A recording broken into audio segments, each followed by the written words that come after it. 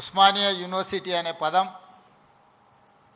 తెలంగాణ పదానికి ప్రత్యామ్నాయ పదం. తెలంగాణ అన్న,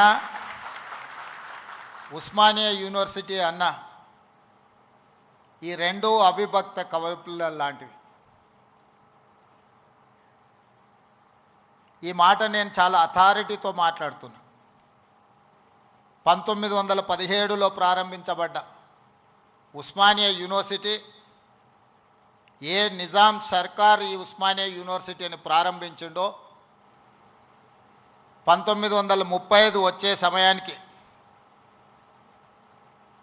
నిజాం నవాబును పొగుడుతూ పాడడం కాదు, ఉస్మానియా యూనివర్సిటీ గడ్డ మీద నుంచి దేశ స్వతంత్రం కోసం పాడుతున్న వందే మాతరాన్ని పాడి వినిపించిన పివి నరసింహారావు గారి ఈ గడ్డ మీద నుంచే, ఈ ఉస్మానియా యూనివర్సిటీ నుంచే ధిక్కార స్వరాన్ని వినిపించిండు.